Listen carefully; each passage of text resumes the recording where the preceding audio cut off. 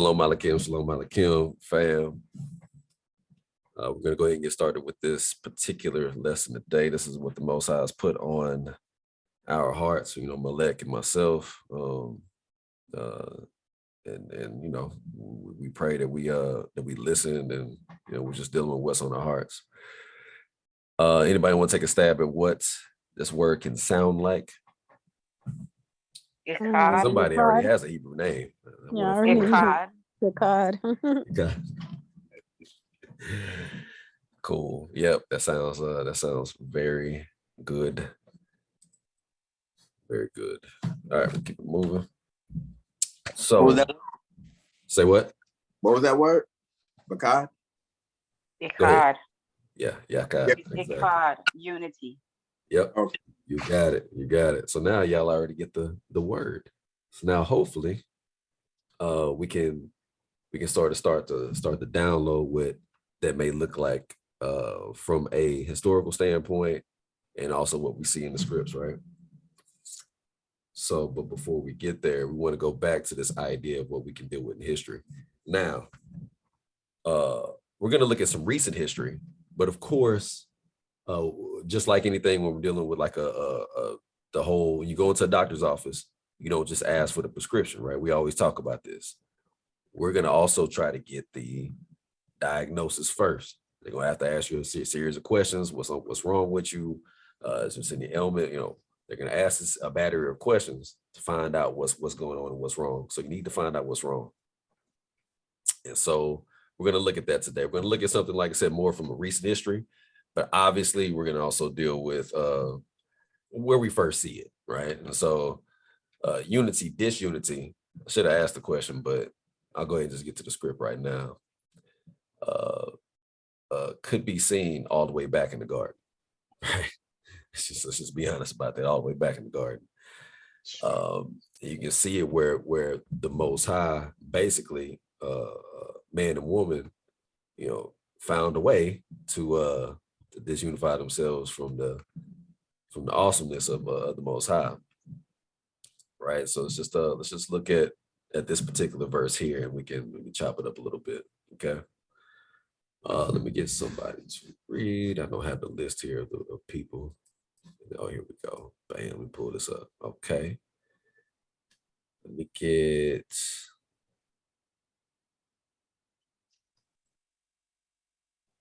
Aaliyah, if you don't mind, can you read that, please? Sure. So Bereshit, or Genesis 3:4-6. And the serpent said unto the woman, Ye shall not surely die, for Elohim knows that in the day ye eat thereof, then your eyes shall be open, and ye shall be as Elohim, knowing good and evil. And when the woman saw that the tree was good for food, and that it was pleasant to the eyes, and a tree to be desired to make one wise, she took of the fruit thereof, and did eat, and gave also unto her man with her, and he did eat.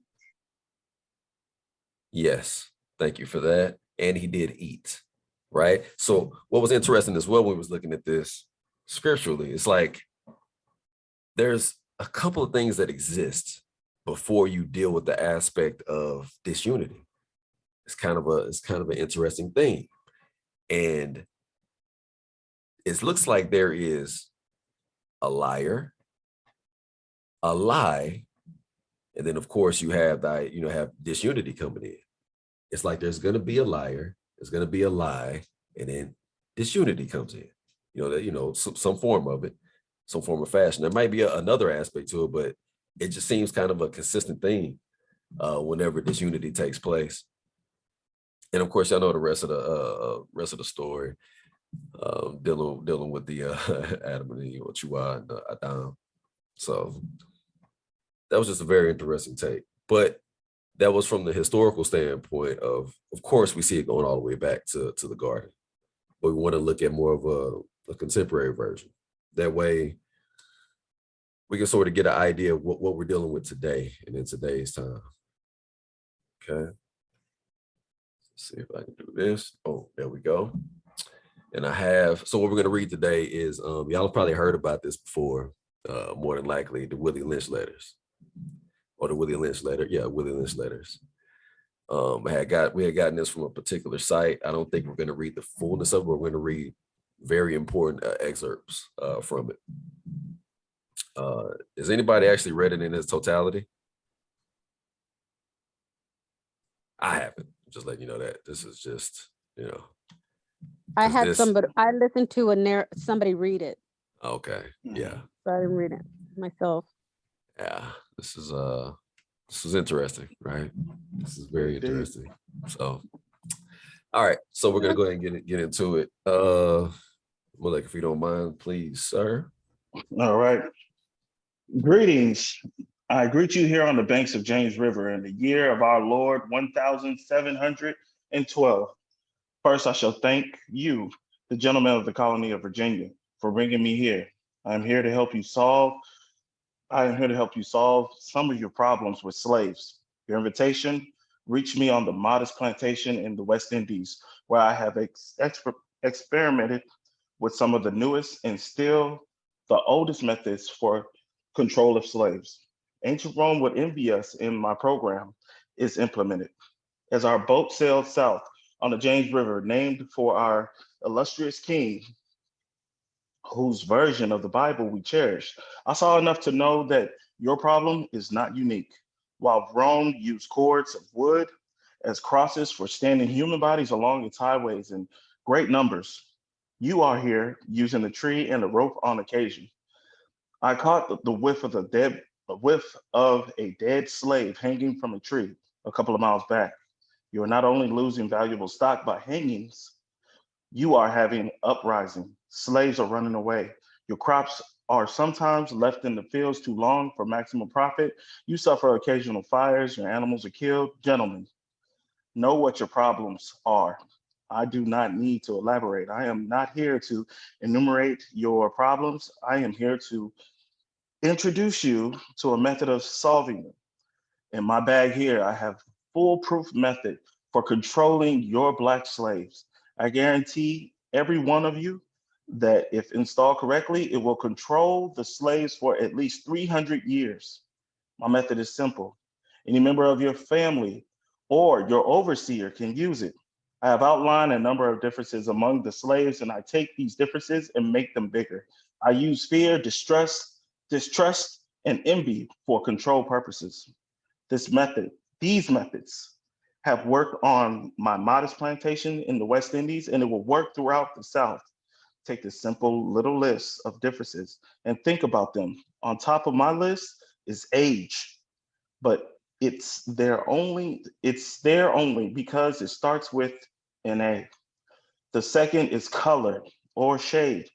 There is an intelligent size, sex, uh, sizes of plantation status on plantations, attitude of owners, whether the slaves live in the valley, on a hill, east, west, north, south, have fine hair, coarse hair, or tall or short.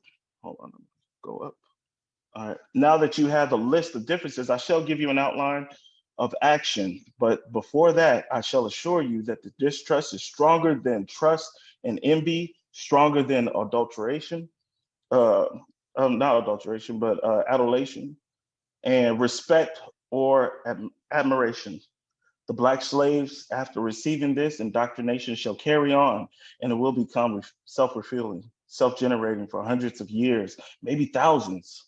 Don't forget, you must pitch the old Black male versus the young Black male, and the slaves and uh, the young Black male against the old Black male, and you must use the dark-skinned slaves versus the light-skinned slaves, and the light-skinned slaves versus the dark-skinned slaves. You must use the female versus the male and the male versus the female. You must also have white servants and overseers who distrust all Blacks. But it is necessary that your slaves trust and depend on us. They must love and respect and trust only us. Gentlemen, these kits are your keys to control. Use them. Have your wives and children use them. Never miss an opportunity. If used intensely for 1 year, the slaves themselves will remain perpetually distrustful. Thank you, gentlemen. And then you want to go with this part? Or you want to just? Well, that's the first paragraph. Like I said, y'all, this is gonna be like I said, I don't know if you read it. If you haven't read it, I don't know how it is for y'all, but for me, the first time I'm just looking at this like just all kind of stuff's going through my mind. You know what I'm saying? Like man, this was hundreds of years ago. Now, also, let me also give you the some of the background, right? They'll say, and I say them folks, because I'm gonna start saying it like them folks, they'll try to, if you look into this, they'll try to say that maybe this person did exist or didn't exist. Maybe they were born after the letters, whatnot. I'm good with all of that, man. Because I know that right now in today's time, I think they're like trying to erase like Black history just in general. You know what I mean? Like there's all kinds of, I think y'all are aware of it. So I know that is a little background in case you're like, oh, we went over this. This is not the first time where somebody has tried to erase the idea. I mean, they're even trying to put it in school textbooks now, like that we were just like indentured servants. It's iterations after iteration. So it's yeah. So forget all of that. But yes, going back to the idea of the first time we read this, it was it was kind of serious. So I didn't know if there's anything that stood out that you want to talk about right now before we continue on. It just like everything that we've seen with our people, from the civil rights movement to even before that. Like every time I almost had something good going, Esau come mess it up. Now, from what I understand, now that I understand the bigger picture of the Most High, the reason that happened was because anytime we get a Martin Luther King, a Malcolm X, we give them more credit than we give Yahuwah, and so Yahuwah allows our enemies to break us down again. He had to break us down to this point in a sense, so we could finally turn to him only, and not whatever so-called Black scholar or leader or whatever. That's what he ultimately wants. But yeah, I'm done. That's good stuff. That's good stuff, bro. What you got? Yeah, I was looking. Oh, my bad. I saw showing my hands up. I didn't know. Yeah. Hey, she Oh, I'm I'm followed. sorry. Let me raise my hand. I don't want to be rude. Well, I wanted to say, I heard this a while back. I have heard this letter like several different times, but hearing it right now and thinking like deep in my mind, and knowing what I know now, it's like, back in historic times, back in antiquity and stuff, it was never about race. It was about nations, and it was about tribes and people. So they weren't necessarily looking at different colored skins. So I'm like thinking to myself, by listening to this must be some really demonic information. And where did he even acquire this kind of information where he knew it would work for hundreds of years and thousands of years? Because this had to have come from the devil alone, to know that you can set us against one another based on our our skin colors being light to dark. I'm sure that wasn't something that bothered us, or we cared about, too much, except for maybe the albino. But so to me, I'm just looking at it, it seems really pretty demonic. So that's my 60 seconds. Good point. Great point. Eva Vicky? Yeah, I hear you. I hear your what you were saying, but the word that got out for me was indoctrinate. And if you look at that word indoctrinate, it's a Latin for teach, and it comes from the Latin word doctriner. But in the 1830s, it came to mean something a little bit more.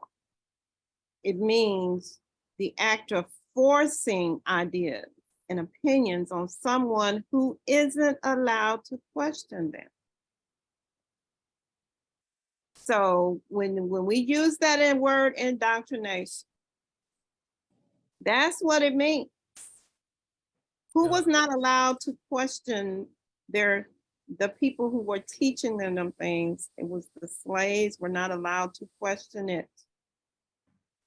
And the reason that they did not question it, because I believe that your natural mind wants to set things straight, and some things just weren't adding up, but they weren't allowed to question it. They knew, I know there were some who were allowed to question it, who wanted to question it, but were not allowed to. So it just went on and on.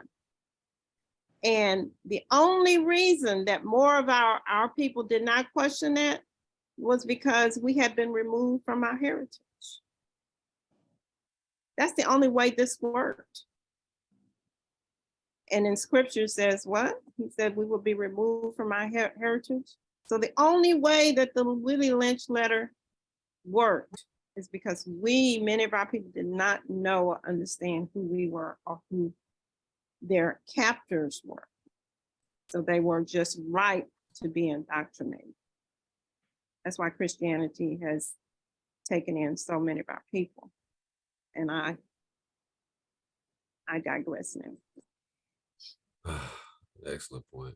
Another, yeah, I don't even want to respond because, like I said, I put myself on a timer too. All right, Aaliyah. Okay, I was just gonna say that as I was looking at this, it made me think about the whole color thing. I thought about the color thing as well. But from what I remember, I believe that color of your skin being darker back in the time we're dealing with, our ancestor, our patriarchs and whatnot, believe it's in the Songs of Solomon, that it talks about the woman saying that she didn't want to be like, don't judge her because of how dark her skin was because she worked outside. So they almost took something that was used as far as class, a work, or I guess a work class, like whether you worked outside might have meant that you were, a servant, or that just agricultural things, versus you being indoors where you might have had a better job, like just maybe serving the king or just doing something like that. So from what I understand, the color thing wasn't necessarily about your color as far as just light or dark, but whether or not like where you stood in society, maybe. That's what I was looking at from there. It's interesting you say that. It seems like that's the case with, yeah, it definitely seems like that is the case. I'll leave it at that. Like, it seems like definitely something that was taught, or because they do that. They have a caste system sort of like that in India. That's where I was thinking in mind when you brought that up. Like the movie stars and the actors, politicians are all light skinned, but the average Indian is dark as us. Exactly. Anyway, yes. Bait Simmons. All right. I don't know who it could be, so I'm just gonna say it like that. Hi, it's Ayana this time. So I wanted to say that it reminded me of basically how the Rwandan genocide eventually came about. Because if I remember correctly, like years ago, the Dutch or whoever, they came to Rwanda and they set the people into two groups. They had one group that had the more, what was it? The more like European or more appealing features to them. And then the other more, I guess, less. Negro. Yeah.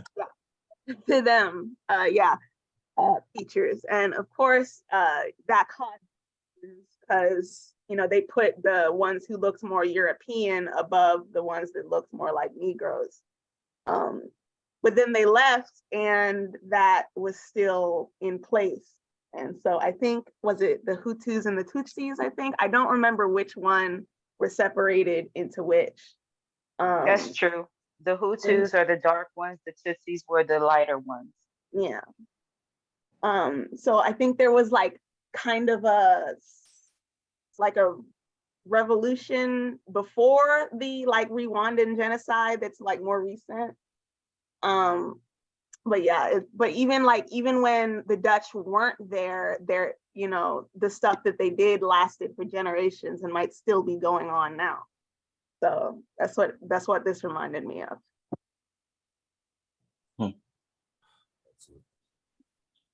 Lydia? Yes, so I just wanted to say that the one thing that stood out to me is like when he says that they need to make us love them. Um, and I still we see what he brought up, to this day, on because he's telling them like, "Are you losing like valuable rights workers by just hanging them, and then you're creating fear?" But now you have to create the opposite, right? You have to have them like distrust each other and trust only you. Like you have their best interest at heart and loving only you, the oppressor. And so just thinking about that and thinking about everything that happened after that, I'm like, this is still a thing.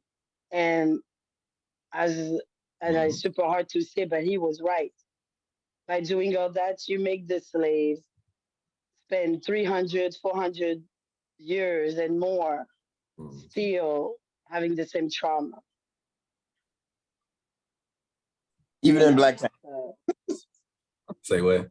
they wouldn't even give us Black Panther. I mean, they had to kill them. Yeah, I I'm back, mean, bro. Mhm. and even that is just an illusion, right? Like Barack Obama, all that is just illusions. It's not a true thing. It's just to appease the mind. And so they still, like, when I look at this, I'm like, dang, they're still using the same tactics. It's just that now they cannot just like enslave us, but there's still a mind tactic that's still in place. And Mm. so for me, it's just mind blowing to see how those few little things like just stayed for so long and it's still in there. And not only in America, but also in Africa, it because slavery or colonization is so close. They were using the same tactics.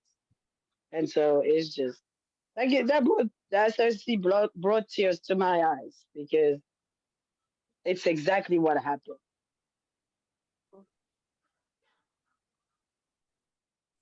Yeah, appreciate that. Appreciate that one up there. You and Vicky. Oh, yeah, I just wanted to, I was going to reply to Aaliyah, because I don't know, but a lot of the scholars, the scholars, the people that have access to what they call the Hebrew script or whatever, have said that that particular translation, whether by error or on purpose, was mistranslated. It's supposed to read, "I am Black and beautiful." One word can change the whole meaning of a statement. Mhm. Black but beautiful carries the connotation that you're apologizing for something. I know I'm Black, but look at me, I'm pretty, but I am Black, yeah. Like you're apologizing for being Black, but it's actually Black and beautiful. That's what I've heard from That's what it quote is. Yeah. unquote scholars that have had at that, so and have a whole lot more knowledge of the Hebrew translations than I do. That's what most of them have said, that is a mistranslation, as many of the mistranslations in the Bibles, the scriptures that we use. And because of Christianity, the Christianity that we know came out of Europe, uh, and those people, anything that suggests or hinted that they could hint that white was better, including the description of Dawid, which means glowing. And we all know you put on enough oil on your skin, you're gonna glow. Mhm. You know it So but anyway, from the soul. it's it's just the hint, the mind thing, like he said, the mind thing, the hint. And they didn't really have to say anything, but just reading those scriptures Anybody with half a brain can read between the lines and say, oh, white must be better, you know, and black must be not as good. So it's a mind thing. Exactly. And we see that still today. And thanks to Christianity, many of our people still think that. And you got to remember who brought all this stuff to us. These were Christians. They were. Or they were supposedly, you know, with quote unquote Jews who supposedly are, you know, the fake people who posing to be us brought all this stuff to us. So there's something that I wanted to go through because we're all hitting on the same thing. The mind, the heart, you know what I'm saying? Those two have two connections. The part where where Leah had brought in Songs of Solomon 1 and 6, basically how she was talking about, it says, look not upon me because I am black, because the sun had looked upon me. My mother's children were angry with me. They made me the keeper of the vineyards, but my own vineyard I have not kept. So that's something that Lydia, when she has said, Coach Lydia was talking about, you know, they've been doing this for centuries, for hundreds and hundreds of years, right? And if we look into that, we can see Jeremiah 17 and 9 through 10. The heart is deceitful above all things and desperately wicked. Who can know it? I, the Lord, search the heart, and I try the reins, and even to give every man according to his ways and according to the fruit of his doing, right? And if you go into let's just say scientifically proven that the heart, it actually is a various of ontogenetic passages that has into the memory. It basically has memory passages in the heart. So the heart can hold memory. Like it's weird like that, but it can hold its own memory. It has over 40,000 neurons that acts like an actual brain.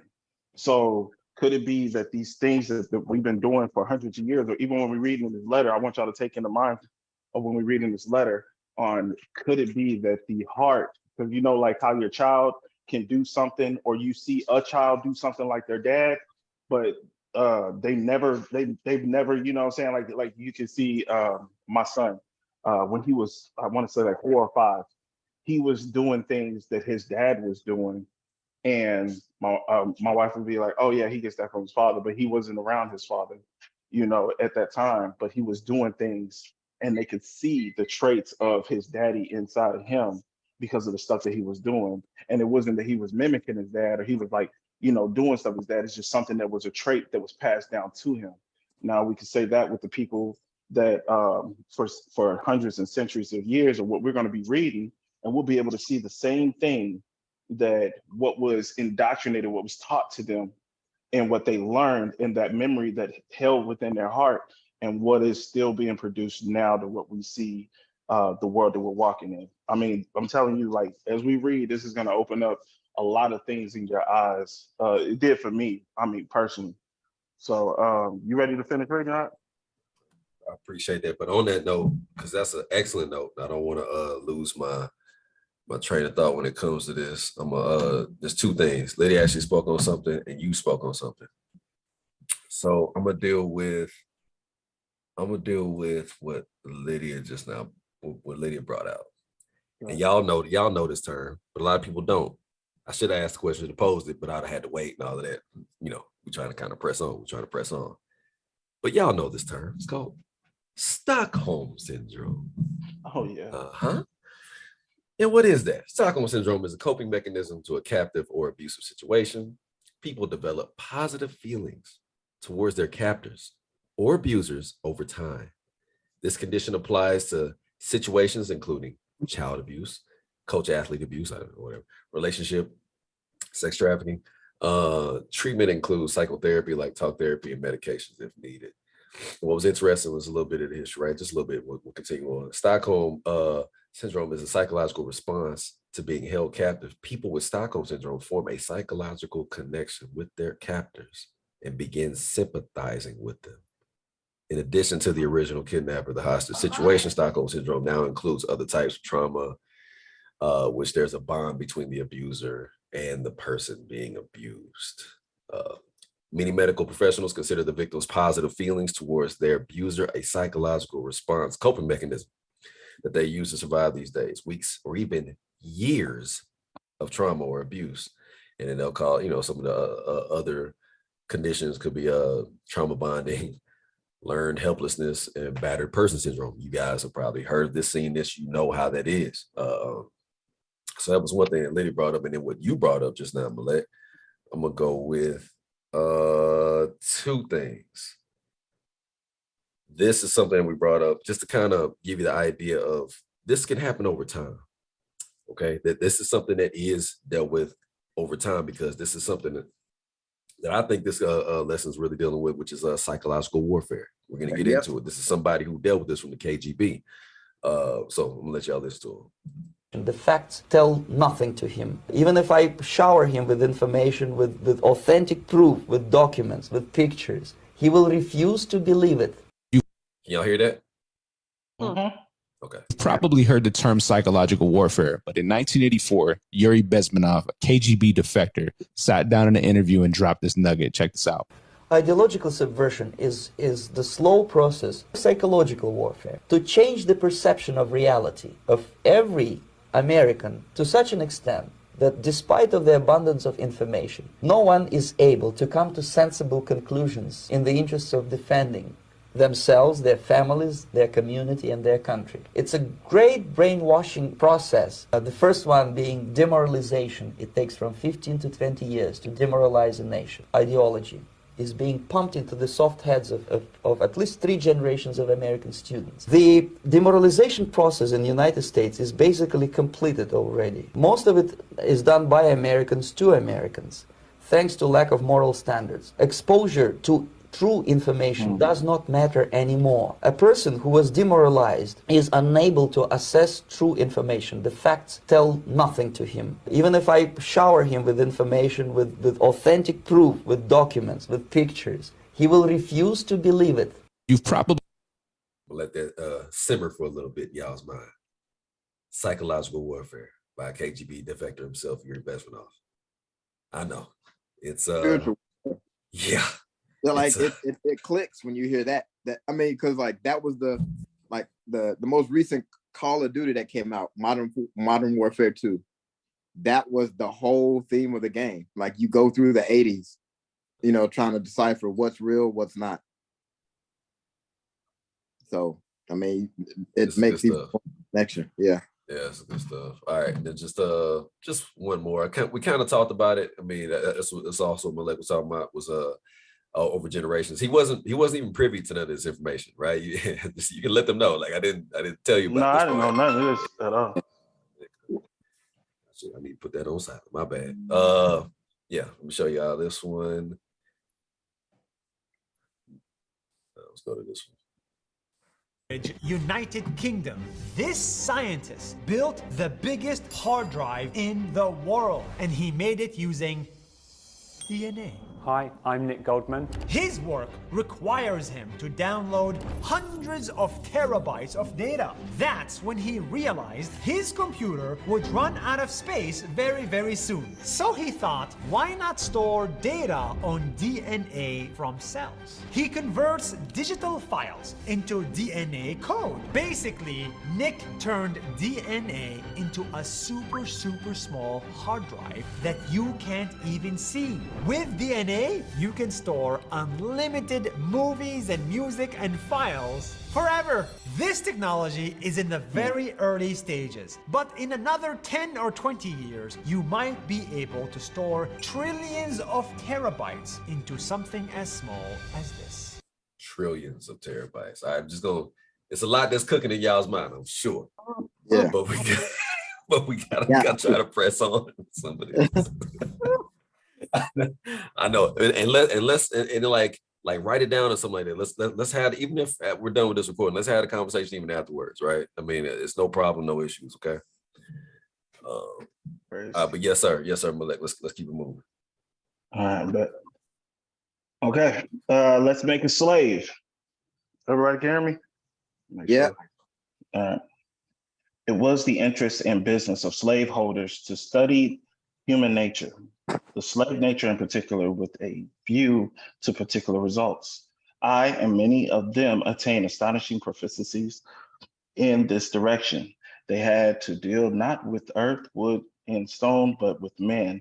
And by every regard they had for their own safety and prosperity, they needed to know the material on which they worked, that they were to work, conscious of the injustice and wrong they were every hour perpetuating, and knowing what they themselves would do. Where they Were they the victims of such wrongs? They were constantly looking for the first signs of a dreaded retribution.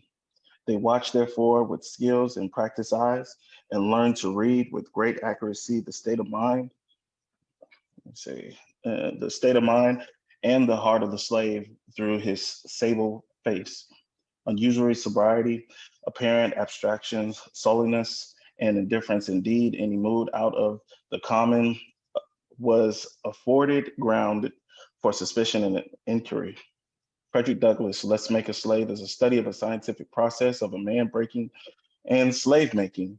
It describes the rationale and results of an Anglo-Saxon's idea and methods of ensuring the master-slave relationship. Let's Make a Slave, the original and development of a social being called the Negro. Let us make a slave. What do we know? What do we need? First of all, we need a black nigger man and a pregnant nigger woman and her baby nigger boy. Second, we will use the same basic principle that we use in breaking a horse, combined with some more sustaining factors. What we do with these horses is we break them for one form of life to another.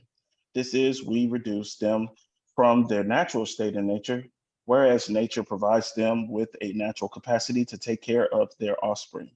We break the natural string of independence from them and thereby create a dependency status so that we may be able to get them from usual production for our business and pleasure. Let's continue on with this next paragraph. Let me see. Yeah, no, yeah, let's just get through with this one and we'll pause. Okay. Cardinal principles for making a Negro. Or fear that our future generations may not understand the principles of breaking both of the beasts together, the nigger and the horse. We understand the short range planning economic results in the periodic economic chaos, so that to avoid turmoil in the economy, it requires us to have breadth and depth in a long range of comprehensive planning, articulating both skill sharp perceptions. We lay down the following principles for the long-range comprehensive economic planning. Both horse and niggers are no good to the economy in a wild or natural state. Both must be broken and tied together for orderly production. For orderly future, special and particular attention must be paid to the female and the youngest offspring. Both must be crossbreded to produce a variety and division of labor.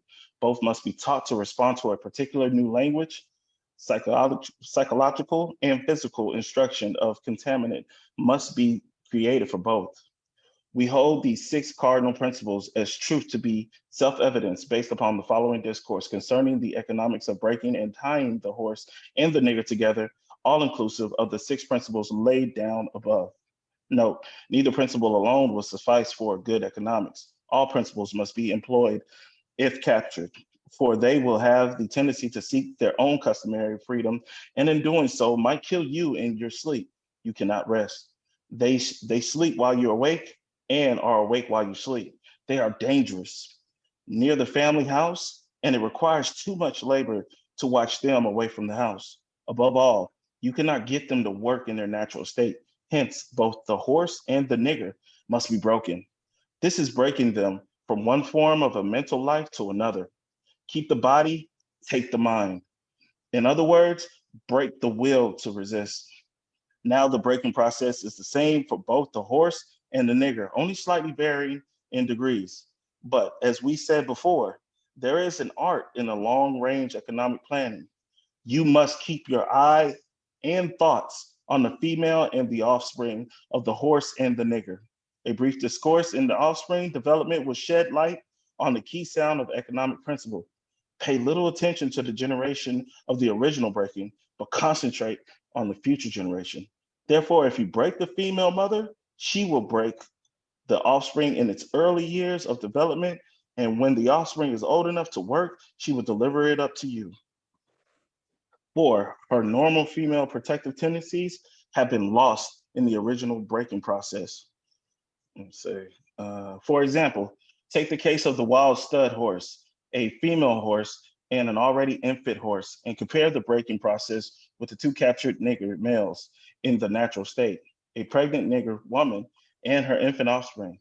Take the stud horse, break him for a limited containment, completely break the female horse until she becomes very gentle, whereas you and anybody can ride her in her comfort. Breed the mare and the stud until you have the desired offspring. Then you can turn the stud to freedom until you need him again. Train the female horse whereby she will eat out of your hand, and she will turn and train the infant horse to eat out of your hand also.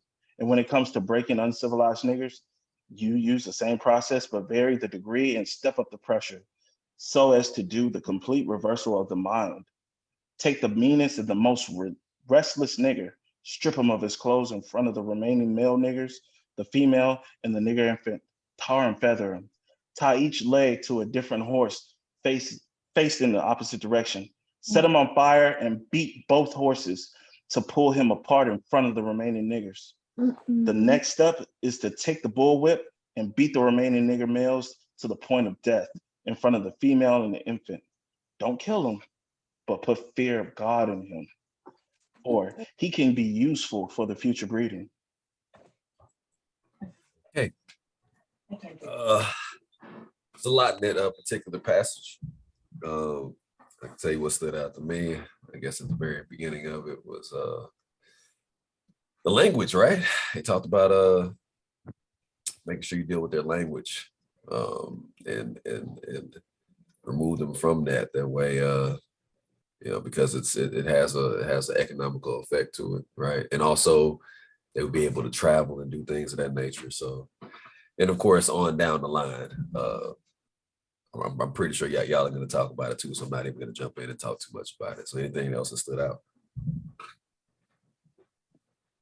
Yeah, this looks like it's a covenant. This is drawn up like a contract, like a covenant. So as you look outside of ourselves and like, I see what they did to us. You gotta see what they're doing to these people too, to the people who are agreeing to this, because in essence, they're giving away they're signing off their humanity. So that's what I see in there. Yeah, it works both ways. Wholeheartedly agree. Sean. Well, I think what stood out to me is the fact that they contemplated it might not happen this generation, but we're doing this so that the next generation, it might not even be with that little boy, but the generation after that, because he's so programmed and indoctrinated with their issue. So he's going to breed and subsequently hit, whoever raises the children, then it's going to be ingrained in them, this system that they're implementing right now. It might not hit that generation that they're doing it to, but the generations that have come up after them, because the fear will already have been planted in them, if you get what I mean. That's it. We got Aaliyah. Yeah, I was thinking the same thing. The part where it talks about breaking the mother, it reminds me of the scripture that talked about not forsaking the Torah of your mother. And so it's like they knew that the mom had such an important role. Not that the father wasn't, but the father was the strength of the home, but the mom was almost like what controlled the mind of the child. And it's like they knew that. They knew that if they can break the mom, then the mom's going to teach and instill in the children a fear. And kind of like as King was saying before, once that fear is produced, or that DNA of fear is now being made up inside of her body. When she passes on her offspring, that DNA is also being passed. So it's like it's not even necessarily just the by word of mouth or what they see, but just basically at this point, it's going to be in their DNA. So they don't even really have to do too much more once they change your DNA to have a fear, or to have like a first a fear and then a love of them. And that she'll teach it to her children because that's what's going to be the closest to the mother. Absolutely. To go to both of y'all's point now. So yeah, it's like y'all got with me before the lesson. Or We're even talking just, about epigenetics, right? yeah, just Absolutely. daily life. Like we know, like as Black men, we know what we can get away with our employer and what our white friends can. Like we just know. Just Like know. we ain't gotta ask a question like, hey, can I do this or not? It's like, I can't do that. Yep. Like Bill, you can talk to somebody some sort of way, and might get sent home for a day. Yeah, that's exactly the case. If you don't know, if you for somehow some other you don't understand, you will be taught. That's kind of like the mindset. Absolutely. To go to both y'all's points, Shaman and Malia, epigenetic inheritance. That's a term now, right? I already knew about the word epigenetic, but I didn't know it was called like epigenetic inheritance or transgenerational epigenetic inheritance. It's a lot of words. I might even call it TEI or something. Epigenetic inheritance is an unconventional finding, right? It goes against the idea that inheritance happens only through DNA code that passes from parent to offspring. It means that a parent's experiences in the form of epigenetic tags can be passed down to future generations. So yeah, like I said, thank y'all for that. Thank y'all. All right. I am gonna say this too, before we press on, is that it's like for everybody that's here, right? And everybody who is in this faith, it's like all of y'all are literal miracles. Okay. After looking at the information, and it's for you to for what happened, like I said, we know it's spiritual, right? But you really have to look at it like it's a miracle. That because this is something that can it's 1 + 1 + 1 is 2. You got, I mean, that's what this is, right? That's what you can do. And for the majority of us, like I said, we're still stuck in a certain mindset. It's like y'all talked about it many a times. It's like when you bring this truth to family members or other Christian friends from back in the day. It's like deer in the headlights, and that's what Ima Vicky always says.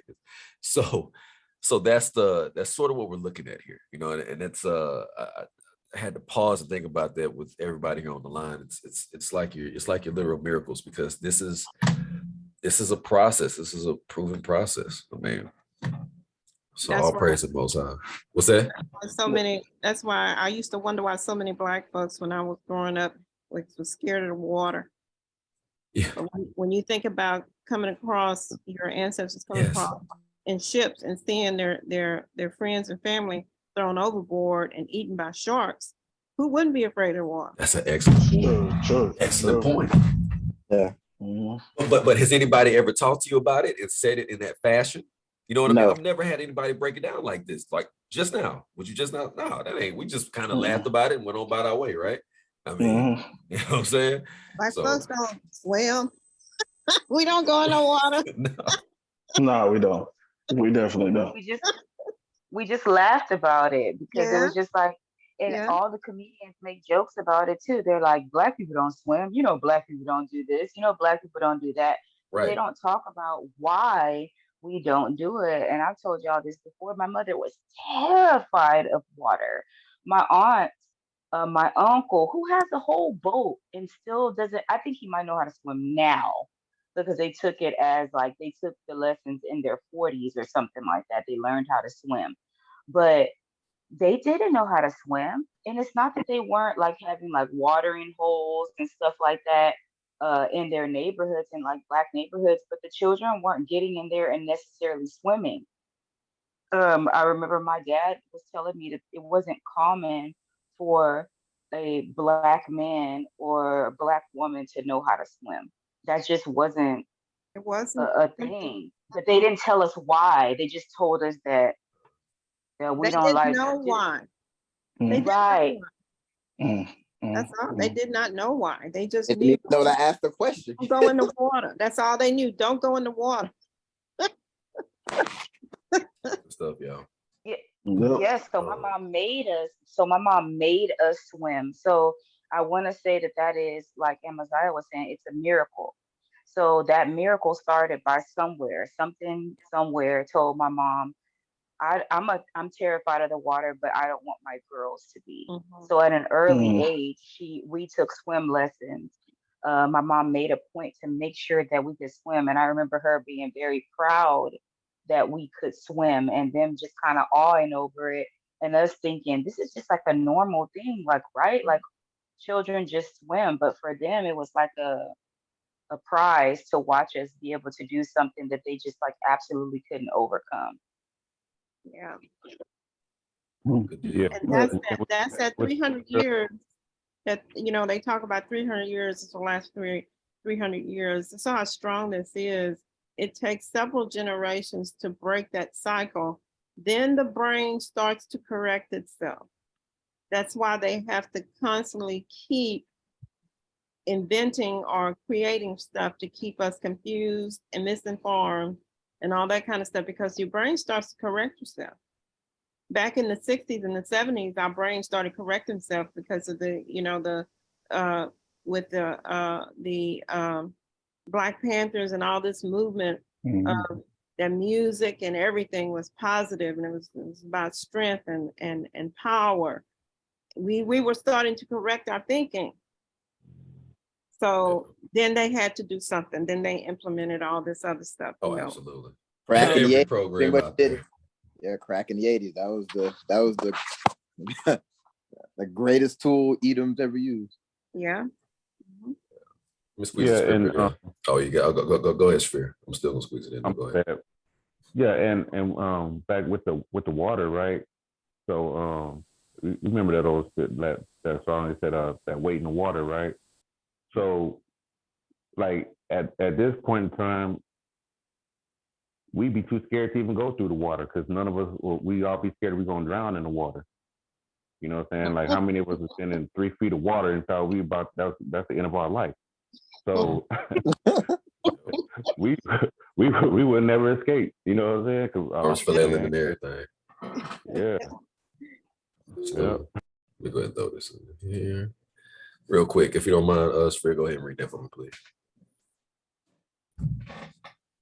All right, It's Tehilliym Tehilliym 83. 83, 4 through 5. They have said, "Come and let us cut them off from being a nation, that the name of Yasharel may be no more in remembrance. For they have consulted together with one consent. They are confederate against you."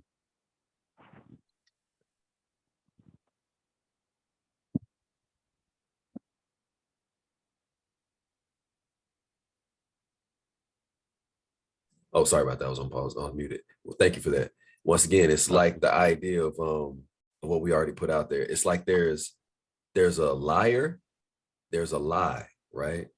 And then all of a sudden, this unity happens. And obviously what we're reading here is more of like what's being beaten into us. And so it's a bit of a different mindset. But like I said, there are going to be some elements that come in before that disunity happens. So they've definitely taught that to us. You know what I mean? They definitely taught that to us. All right, we're gonna keep it moving. Oh, It's I gonna had be the my hard hand part. It's raised. gonna be another hard part. What's up? Who's that there? It's me. You had your hand raised? Yeah, I'm sorry. Oh, I didn't scroll up. My bad. yeah. I was in the middle of the thing. Go ahead. Go ahead, Lee. Yeah, I just to add on to the whole not swimming thing. Definitely, I believe the parents were not giving swimming lessons to the children, right? Because it goes from generation to generation, right? The child will not know how to swim if he doesn't take swimming lessons, or the parents don't teach them how to swim, right? And we know that they were using babies as alligator baits, right? yeah. So do you imagine the trauma on the parents and to want their child to be in the water? Like that doesn't make sense, right? So that's how I want to say. And I have my hand raised, so I'm gonna jump in on that because you said exactly what I was gonna say with the alligator bait. I was gonna take it even to where y'all remember the movie Amistad, right? And how they Yeah. were just like throwing off the people off the boat, and they were all chained up to each other, and they were just getting killed like that. To see something like that is traumatizing. Um, the part that stood out to me in this is where it says it was two parts. It was the one part where it says, keep the body, but take the mind. You know what I'm saying? And that's if that ain't demonic, I don't know what is. You know what I'm saying? Because that in itself is a more of a demonic spirit mind frame, right? That's the way that they think. They think that all we need is a body. I don't need them to think for anything. I don't want you to think. I'm the one that's going to tell you how to move. That is an example of how they would use uh, a horse and a slave to next to each other, and hence the reason why you're called a workhorse, or they say that you're a workhorse, Yep. because those two can go. Those two are going together, right? Because that's what they're doing. Now there's a patent, U.S. government patent called U.S. 5356368A, U.S. 5356368A. Now this patent that they have has been instructed with these, when we was locked up for COVID and everything like that, and they were putting up new towers, right? With these new towers that they were putting up, it was to improve the methods of apparatus for entertaining human brain patterns. So what they would do is whatever they would put on the television, like how I was scared of going swimming and stuff, was because of what was put out on the boob tube. People drowning, Jaws, 1, 2, 3. Watching this stuff. If it can happen to white people and they live it good, like what do you think's gonna happen to me? Like I'm Yeah. good. I don't even want to be out there. You know, that's just me. That's just how it was. Swamp thing, I don't want to be in the swamp because Nah, yeah. who's out there? That's just stuff that was being put into our head. So if you put that fear inside of their heads when they're sitting there saying that they're beating the man in front of the woman and the child. Like I joked around with my wife. I said, "Would you respect me if I got knocked out and I'm laying there with my face down and my butt up in the air?" I was like, "Would you respect me in the morning?" Like, I don't know too many women that would respect their man. I don't know too many women that respect their mans like that. You know what I'm saying? Yeah, that's And right. then have the nerve if he try to yell or something afterwards. Hey, you heard what I said? He's like, don't have me go get that boy from the movies. I was Don't about have to me go say, get old boy from the club. you're gonna be nicknamed face down. Yeah. Exactly. Exactly. Don't let me go get pork chop. Remember what he did to you last time. Yeah. You lose you lose that strength in that home.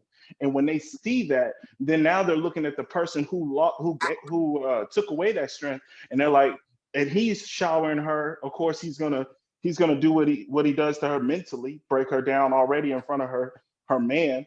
And then that as a child, if a child sees their father being broken down in that way, children look up to their parents as superheroes. Like, you would think you could lift a house and fly off somewhere. That's where in a child's mind frame, because they're still in that creative thought. But to see that in reality, to see their parent to be stripped and beaten and be less than anything, you know what I'm saying, being less than a human, it's demoralizing for a child, and it's also that's going to be the root core memory of what that child's going to remember. And that mom is going to be like, nah, your dad can't help us. We have to rely on something else. We got to do this. And then that can be a trickle to coming down, because what is being shown on TV, before was the breaking up of Cosby shows, the breaking up of like 227, or you see like stuff that we used to watch, like The Rock and all that stuff. We used to watch these sitcoms that had our people being together. We used to watch sitcoms of family, and then you start getting into sitcoms of Golden Girls, Sex in the City, what was it, Living Single, Yeah. stuff where you see these women, and it's the empowering movement of the woman, and there's a child alone, and the father isn't in there. If the father is in there, he's being abusive, he's being a drunk, he's a dope dealer, he's in prison. You Or don't if have He's emasculated. That too. Exactly. Exactly. He has to be gay. You know what I'm saying? Like something happened. You know what I'm saying? He's doing something that isn't abiding what is righteous in the household. And that's another thing on how they're taking over the mind, but just in a different form. So that's what I see as far as the concentration. They're concentrating on the future generation, which has always been that when I've been young, I've seen animated pictures of a camel smoking a cigarette, or they had candy cigarettes. You know, Yeah. they're focused on the generation of the future, and it's the same thing that we see now.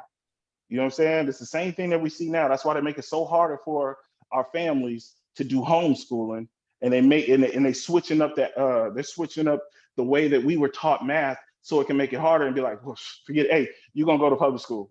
Oh, you ain't, yeah, we can't bring everybody in that area that you live with is doing homeschool because it's harder in the workforce for this child, mother and father to be able to get us two together, or this person to get us two together. So then therefore the child is lonely and they're wishing that they could do something else, and they're not concentrating on the moral values. That's what that guy said in your video. He said it's already a lack of moral values in the household, so that's going to be easy. That's just crazy. That's what I got. Man, thank you for that, man. Press on, sir. Got you, sir. All right. Breaking the process of the African woman. Take the female and run a series of tests on her to see if she will submit to your desires willingly. Test her in every way because she is the most important factor for the good economics. If she shows any signs of resistance in submitting completely to your will, do not hesitate to use the bullwhip on her to extract the last bit out of her. Yeah. Take care not to kill her, for in doing so, you will spoil the good economics. When in complete submission, she would train her offsprings in the early years to submit to the labors when they become of age. Understanding the best thing, therefore, we shall go deeper into this area of the subject matter concerning what we have produced here in this breaking process of the female nigger. We have reversed the relationship in her natural uncivilized state. She would have a strong dependency on the uncivilized nigger male, and she would have a limited protective tendency towards her independent male offspring, and would raise male offsprings to be dependent like her. Nature had provided for this type of balance. We reverse nature by burning and pulling a civilized nigger apart and bullwhipping the other to the point of death, all in her presence. By her being left alone, unprotected, with the male image destroyed, the ordeal caused her to move from her psychologically dependent state to a frozen independent state. In this frozen psychological state of independence, she will raise her male and female offspring in reverse roles. For fear of the young male's life, she will psychologically train him to be mentally weak and dependent, but physically strong. Because she has become psychologically independent, she will train her female offsprings to be psychologically independent. What have you got? You got a nigger woman out front and the nigger men behind and scared. This is a perfect situation of sound sleep and economics. Before the breaking process, we had to be alertly on guard at all times. Now we can sleep soundly. For out of the frozen fear, his woman stands guard for us. He cannot get past her early slave molding process. He is a good tool, now ready to be tied to the horse at a tender age. By the time the nigger boy reaches the age of 16, he is soundly broken in and ready for a long life of sound and efficient work and reproduction of a unit of good labor force. Continuing through the breaking of the uncivilized savage niggers by throwing the nigger female savage into a frozen psychological state of independence by killing the protective male image and by creating a submissive, dependent mind of the nigger male slave. We have created an orbiting cycle that turns on its own axis forever. unless the phenomenon occurs and reshifts the position of the male and the female slaves. We show what we mean by the example, taking the case to economic slave units and examining them close. It's another one. It's another one of those I gotta just ponder on, right? Sorry for leaning back, because like I said, when I read this, I have to lean back.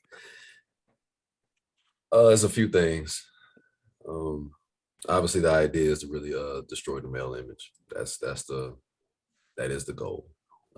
I actually wanted to incorporate some videos of like from like the early 60s, when women started to, our women, they started to think that they didn't necessarily need a man or whatnot, or not necessarily think it, or they were just saying, hey, we can do it better, right?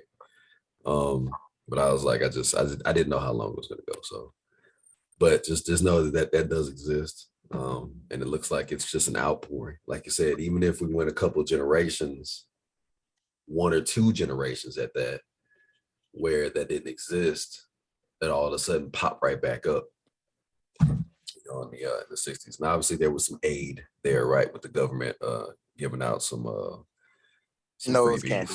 Exactly. Some social programs. So, but yeah, I'm sorry. Let me look at the hands. See if everybody got their hands up. Otherwise, we'll keep moving. Let me mess. Okay. Yes, Aaliyah, go ahead. See, thank you.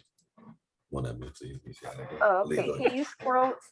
Can you scroll down to the bottom of where the last part where King was reading?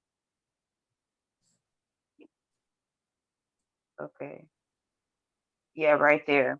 So, let me see here.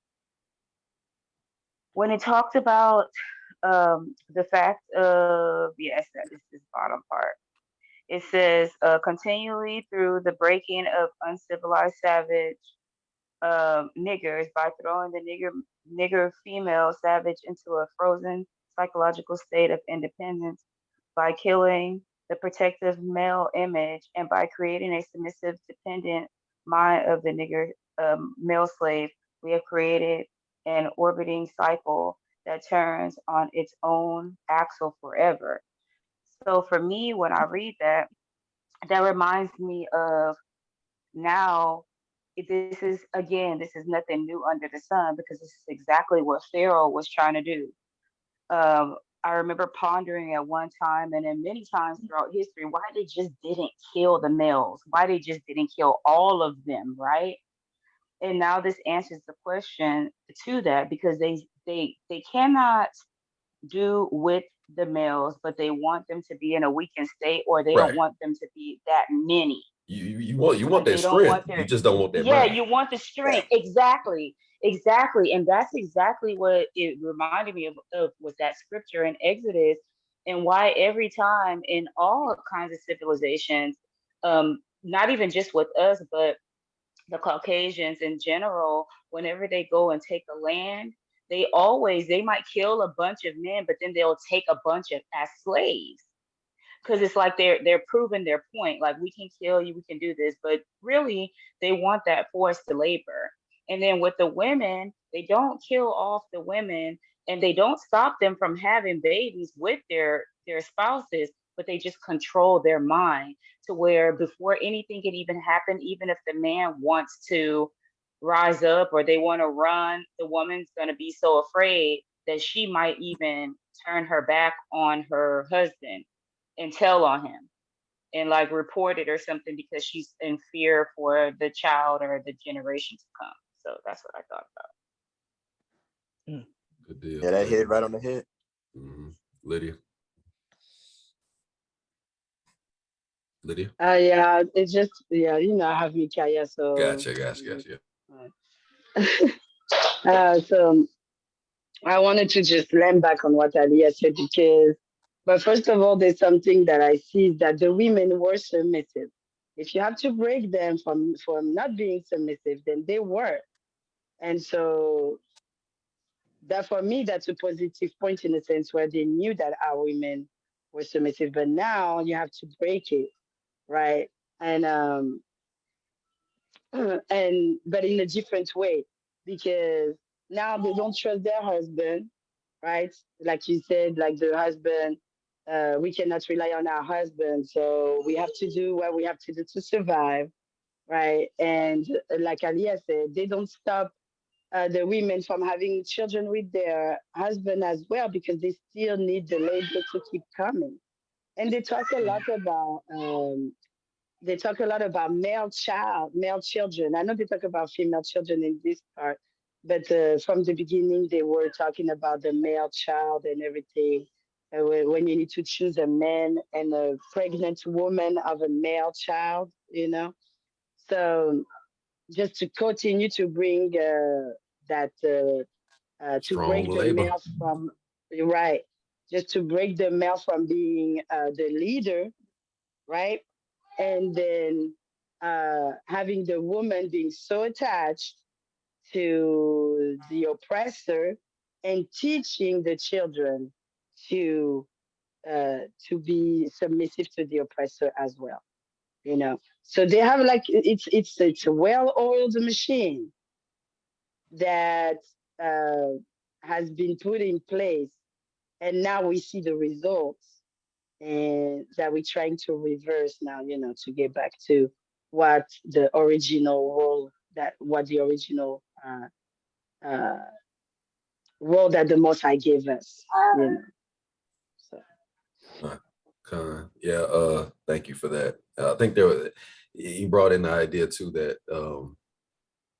it's interesting how women, the modern woman, or we'll say what this society pushes. Well, I'll say it like that. What this society pushes, onto our women would be as if that you could be way more submissive to the white male white male boss.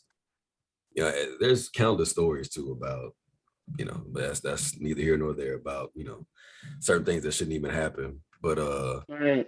But just the idea of that, how women a lot of times can do whatever that boss says or whatnot, but then of course they get home and it's just not the same. It's not the same type of love and care and all of that to their husband. So if that's it's like if that's the case, you see where it comes from, right? I mean, there is, this is, y'all know what epigenetics is, or what was it, transgenerational epigenetic tags or something like that. And then also you see how like in DNA, you can have we're talking about y'all drops of blood and trillions of terabytes in, the human body is phenomenal in and of itself. So yeah, if you can store that kind of information, I mean, just we're kind of like copies, of our ancestors. So yeah, I mean, it's the idea is to pray about that thing, break the code, as you continue to talk, as we continue to talk to our brothers and sisters, we do our best to go around and proverbially give them like a dose of what reality is. These scriptures are reality. They really are. So appreciate that. Oh, Lee, gotcha. Go ahead, Lee. My bad. Just one more, because when you said something, I was like, dang, okay, well, let me not quench the spirit, right? So one of the things is what you were saying, what Lydia was saying as well, is what this makes me realize is that, when we take our time and we read something like this, it's kind of like, dang, that mindset is an illusion. Now, I'm not saying that what we experience is not real. I'm not saying that. I'm not saying that it's not in our DNA and all those things. We just proved that. But what we can say to fight against it, what it makes me want to do is completely do the opposite. Like, because it's an illusion, like it's not real, like this is something that they created for us to do. And so when we do naturally, we think that we naturally do these things, it's actually against nature, it's actually against what is natural for us. It's just become natural because that's all we see and that's what we've been taught. But now to know that that's not our natural state of mind, and if we want to go back to things natural, then that means that we want to do the opposite of what this letter is saying. So that's just like a light bulb that went off in my head. Like it's an That's an illusion. excellent point. So we can reverse. Yes, you can reverse it. Like you said, it's not even in the natural state. It's engineered. I mean, honestly, it's like you're saying right now. Yes, I am going to go ahead and take the red pill. You know what I mean? Yeah. And you know, and deprogram yourself, if you will, and go back to what is righteous. You know, a righteous order. That's huge, and you don't want to go back. You want to stay in what's supposed to be the righteous order for the rest of your life. You know, that in and of itself is how you build a nation. Let's keep it a thou wow. Like that's how you get the clan back together in its proper order, and then that's how you get the what is it, the village, and then that's how you and then everybody else comes together, the village comes, and then you know, lo and behold, you get the nation coming back together like it's supposed to, right? So that's excellent stuff right there. Charmin. I think it's interesting that Aaliyah said about reverting back to our natural state. If you look at the bigger picture, it seems like everybody is actually reverting back to their natural state. And I don't mean that to be derogatory or anything like that. You know, oh, I'm sorry, y'all have this new kitten. But anyhow, it seems like everything is reverting back, whether it be the Gentiles or whether it be us. Everybody's going back to their natural form. I'm going to go ahead and go because this kitten is going to keep me yowling. Yeah, go ahead, Shafir. Yeah, just real quick. One thing that I've noticed is and that we've all probably noticed is they pit us against our women at all times, right? And they even have a metric of how many so-called Black women graduate college at a higher level than the Black men, right? So why would that be even a metric? Why would it be our Black women against our Black men? And is that even? Yeah, you shouldn't even like looking into that and getting information for that is just another method. Yeah. Right. Yeah. You can't make this up. Yep. And then that whole notion that and I don't know how true this is, but that they say well, a woman's brain matures a lot faster than a man's, and a man doesn't fully mature until the age of 25. How much of that is manipulation? Like, has it always been that way? Can anyone prove that this is how it's always been? That the woman's mind has always matured at a faster rate, or has there been some modification, some stuff done? Yeah, that's a question that I just had. So that's a good question. That's an excellent question. Yeah, we're gonna get into it. Appreciate that, y'all. All right, let's press on. I think is this the last part? Yeah, I think this is the last part. Yeah, I think so we'll press through with both of these, and I think this should be it. So yeah. Can I just suggest something? 10 seconds. Go ahead. When Shafir was talking about they are using, it reminds me just of Genesis and how the Most High put enmity between the men and the women. They're using the scriptures to just do it to us. That's what I was saying. It's good stuff. All right. I hear that. Okay. All right, so this is the Negro marriage. We breed 2 nigger males with 2 nigger females. Then we take nigger male away from them and keep them moving and working. Say one nigger female bears a nigger female and the other bears a nigger male. Both nigger females, being without influence of the nigger male image, frozen with an independent psychological or psychology, will raise their offspring into reverse positions. The one with the female offspring will teach her to be like herself, independent and negotiable. We negotiate with her, through her, by her, negotiate her at will. The one with the nigger male offspring, she being frozen subconscious. Fear for his life will raise him to be mentally dependent and weak, but physically strong. In other words, body over mind. Now, in a few years, when these 2 offsprings become fertile for early reproduction, we will mate, breed them, and continue the cycle.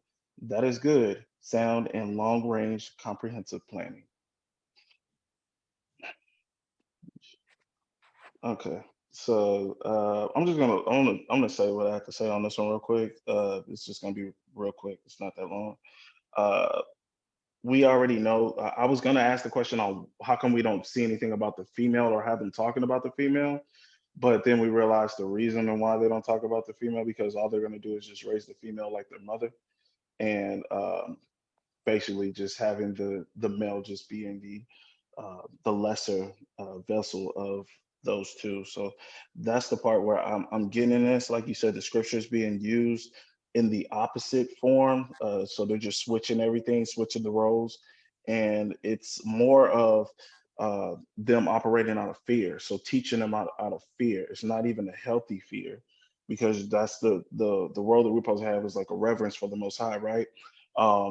But this right here, this fear is, it's not even the fear of knowing who you are inside. Like, even to be broken down and stripped and beaten, and for those who are still doing uprises, and those who were still believing in the Most High, and believing that they were stronger than what they were telling them that they were.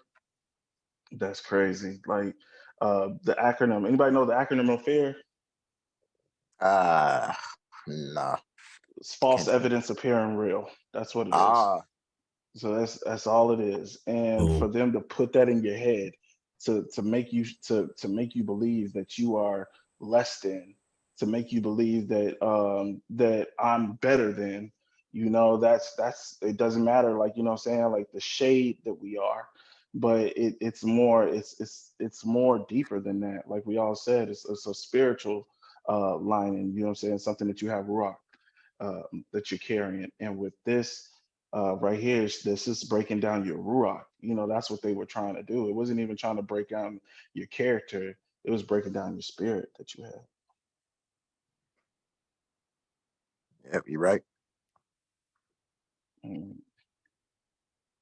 Okay, so anybody else got something? I Yeah. do. And of course, to make matters worse, they are putting them together afterwards, right? They take those two children and putting them together to breed and do the Mm-hmm. same thing. So they are already so traumatized, right? They were raised a certain way, like they said, and now they put a dysfunctional woman with a dysfunctional man and make children and do the same to them. And then now that gives so much clarity to the way Black people are. Like, it is what it is. Yeah. I got I mean, something for you. yeah, go ahead. Oh, my bad. I noticed I keep seeing the word breed, right? So King and I, we both know about this breeding thing because of dogs, right? So it's the dogs don't have a choice of who they lay with and who they produce puppies with. As the masters, we say, oh, that's a good female for this male, or nah, if King, you know what I'm talking about. So if this male is this color, he's gonna produce Yep. this, and he's this, and Yeah. this. That's breeding. So it's not necessarily that these couples or these marriage institutions were chosen by our ancestors. They were put together purposely. They were bred together. You know what I'm saying? It's not that they even chose each other. It's the master chose our ancestors to be with each other, and who not to be with each other. So I was just looking at that word breed. That's interesting. Appreciate that. Aaliyah, go ahead. Oh, okay. Yeah. So what I was looking at with the Negro marriage, what stood out to me is that they've made things normal for the male to just be absent in the home. And we know that that is not something. There may have been a time of war or something that our males were taken from home, but they were the strong man. And the scripture says that if you bind the strong man, then you can overtake the house, right?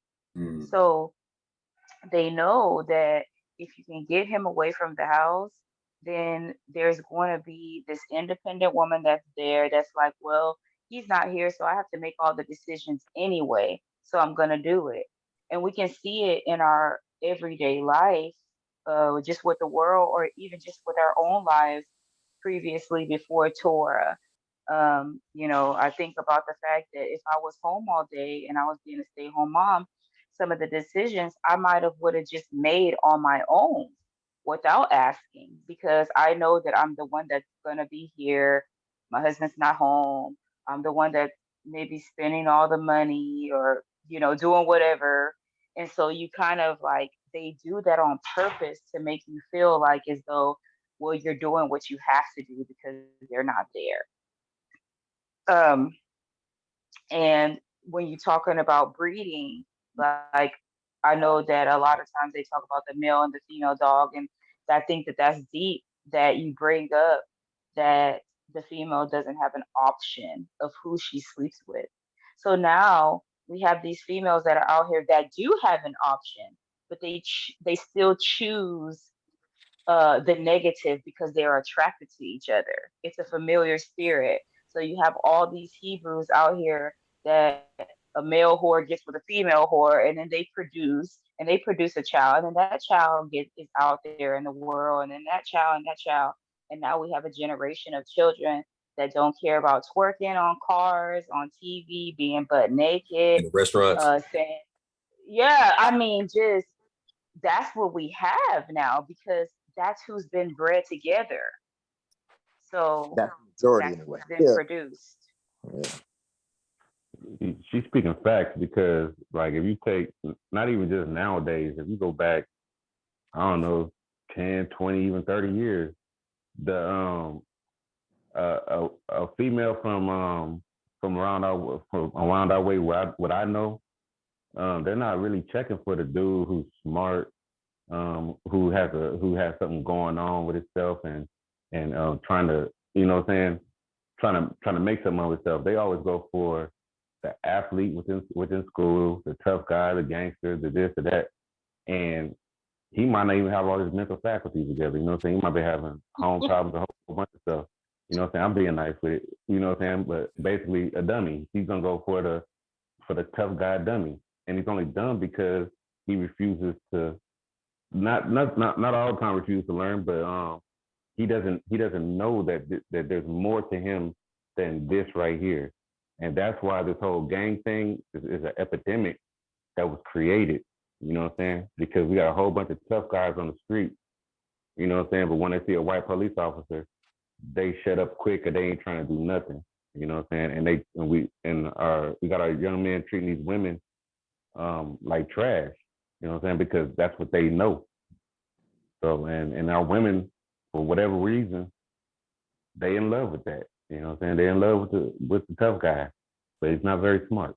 Because if he's smart, you know that there's more to life than being a tough guy. Yeah, like I noticed something that like like I think 2 weeks ago now they had the NFL draft, right? And I find it very interesting that like the number one overall pick for this year was Bryce Young. And he had both his mother and his father raise him. And then, after he got drafted, they have a little reporter that comes and interviews him. And, the father spoke. And then eventually, the mother spoke. But it was interesting how he had, the correct dynamic of what you're supposed to have. He, the Bryce was talking about how, as he was growing up as a child, his father showed him what hard work was and how to be consistent and how to stay away from distraction and things of that nature. And then, of course, he got to his mom and said, how she was supportive and, would take care of him and make sure that, he had everything needed so he could continue to focus on his goal. But then, like, you get to other draft picks as they go down the line. And, you got the mom, she out in front, ridiculous weave, ridiculous colored dress, long nails, and it's just like and it's interesting to see the different dynamics of the blessings and the curses that are on our people, and it just makes me thankful that I did have a good upbringing with my father and everything like that, because like you don't realize as a child, like when you have it, you don't realize how uncommon it is to have it. But yeah, I'm done. God, I appreciate that. All right, y'all. What's up?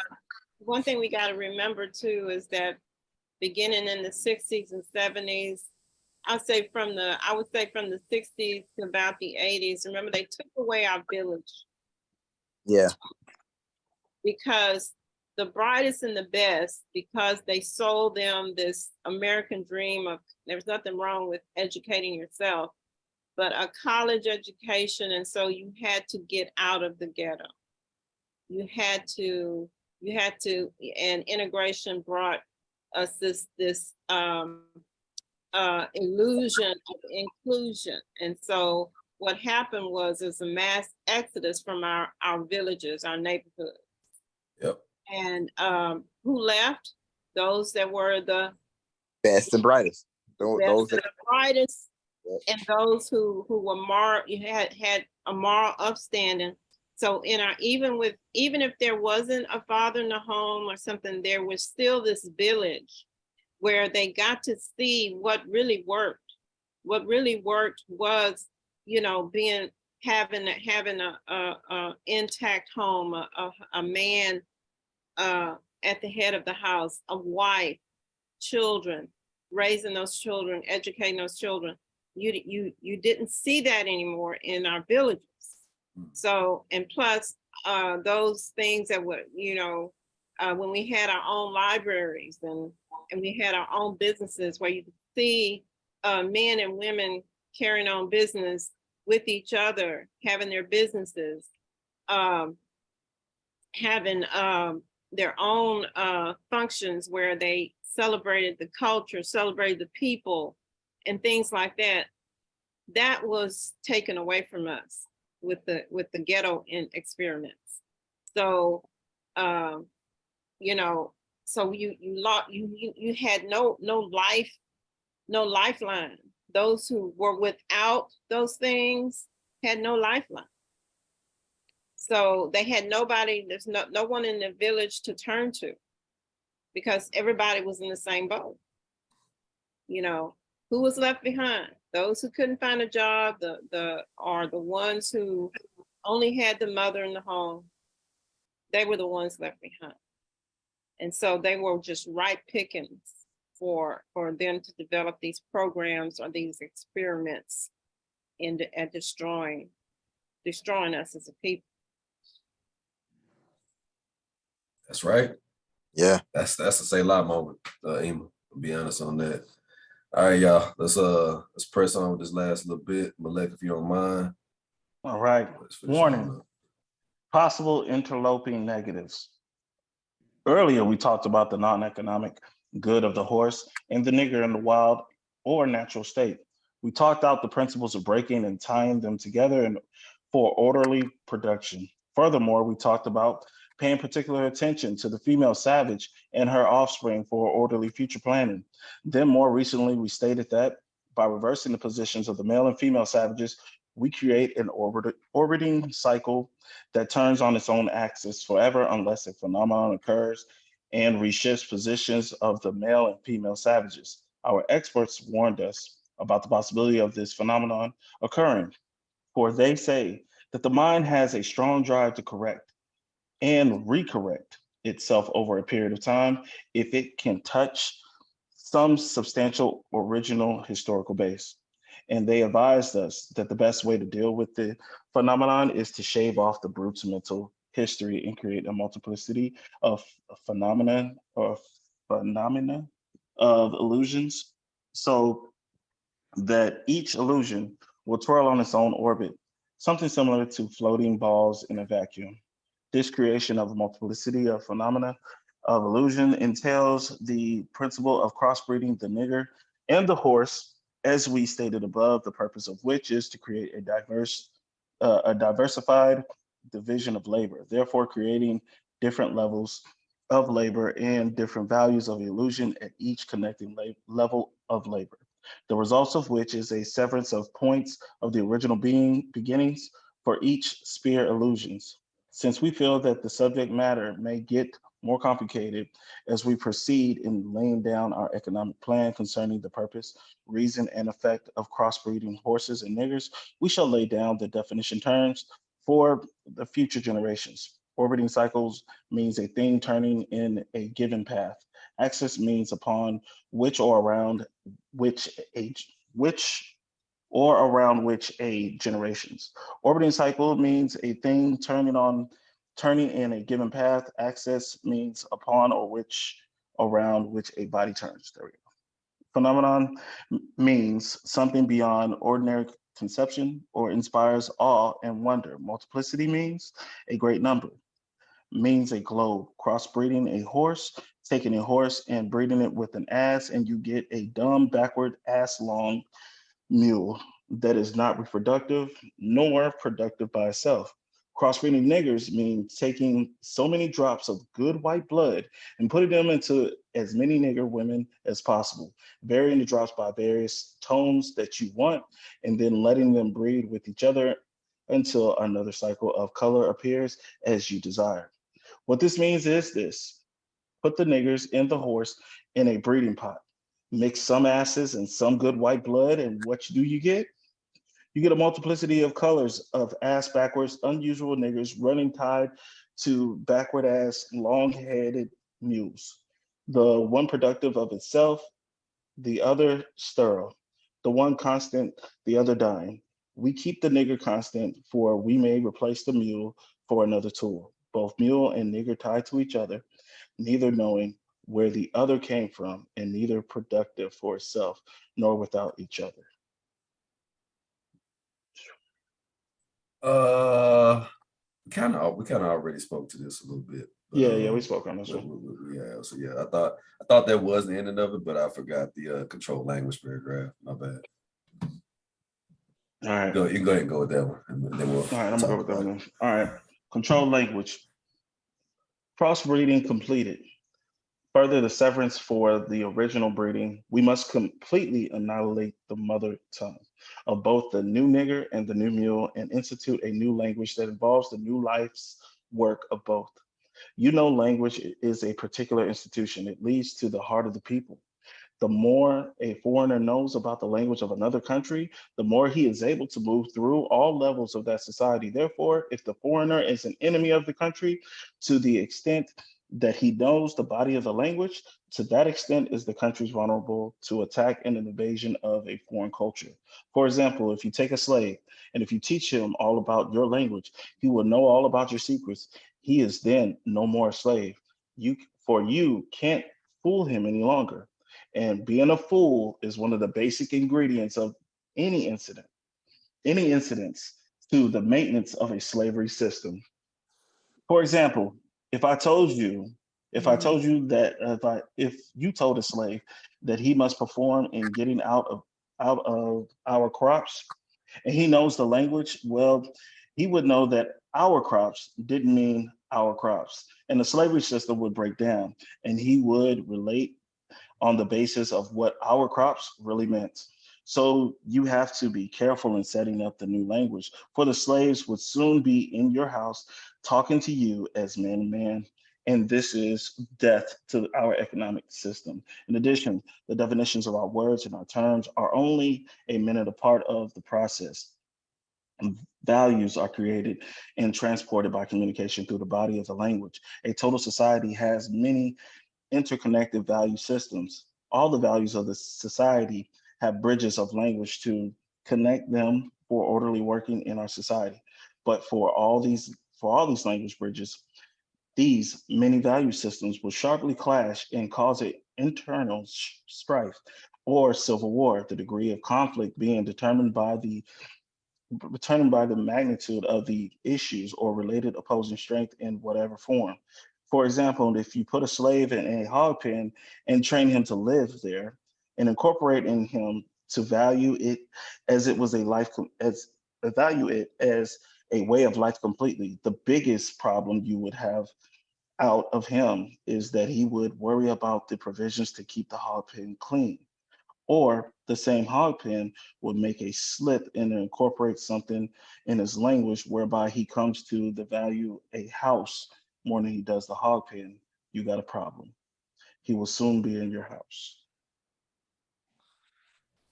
Yeah, that's pretty much it. There's an additional note to this, but it's pretty much the ending of this particular excerpts from the letters of Lynch. Lynch, so or WL. I may even just say WL later on. I'm not even gonna pronounce his full name. Forget him. So there are interesting aspects though to this last portion. Obviously, obviously our tongue was taken, right? We kind of just talked about that with Tehilliym 83. But you definitely see where taking our tongue is economical, right? That when you have the ability to deal with multiple languages, you can float differently. You move completely differently. You know what I mean? So I've always advocated that, learn the languages that's in and around us. Definitely, stick with the Hebrew if you can, right? I mean, I say if you can because you can't immerse yourself like you want to, but at the same time, you also have this Yiddish influence. So do the best that you can with what you have, right? So I wanted to say that. Ali, I see your hand up. Okay. So that's good. I like what you said about doing the best that we can because obviously they have the European influence on it. Plus, you have all these people that make up their own rules to language and they're not linguistic like scholars, right? So what I was thinking about was the thing that came to my mind was in Genesis when the Most High said that when he created male and female, that it was told. And so, like, understanding that the word told means in its proper function, if they change the meaning of the word good, like how they said they changed the meaning of saying our crops. So when you say our crops, they're like, oh, like how you see in movies where they're like, we're sick, master. Like it's like them and the master is sick, but the master is sick. It has nothing to do with the slave. But they will say, we sick. Like you see it on Django, you see it on a bunch of different movies to where they'll put themselves like they're one with the master. So if the master's sick, you're sick. If the master's broke, you're broke. If whatever that the master's going through, you're also going through. And so to take away the proper definition of what good is according to our language, they then could tell us that whatever circumstance they put us in is good. And our mindset, when we hear that, we're thinking, oh, okay, well, this is supposed to be functional. So this is how I function. If they say that this is what is good, then that means that this is what is functional. So if you just remove that from us, then now we're confused. And so now we're calling good evil and evil good. So that's what it just made me think about just in general with Genesis and the wordplay and just not knowing that the English language itself is a spell. And they knew that they could cast spells on us just by saying words because they know that there's life and death in the power of the tongue. Yep. So we have the opportunity to speak our own language. Then now we know how to summons, in their words, our creator and ask him for deliverance or to come down or to rain fire or all those things that they wanted us to completely be like disconnected from. So that's what I thought. That's good. Yeah, when we were at the wedding, and there was a portion, obviously, we were singing that. Forgive me for not remembering the title of the song, but at the end of it, we say, Yahuwah Sabaoth, right? Yeah. There was a lady. After a while, Shafir and I was talking to her, and she ended up saying that there was something that spoke to her whenever it got to that point. You remember that, Shafir? I forgot. I don't know. I forgot the lady's name. This happened at our wedding? Yeah. Yes, sir. It's the pastor, the female pastor. Yeah. So wherever that is, I'll point it out to you after a while. But yeah, that's interesting that you say that. Yeah, it was like she said, it was something that spoke to. It was like she knew. She was like, that whole night. So that was just that's cool that you say that. It's cool that you say that. I'm gonna bounce off of what Ima Vicky said. Let's go ahead and bring back up some spread. Let's see if I get this back.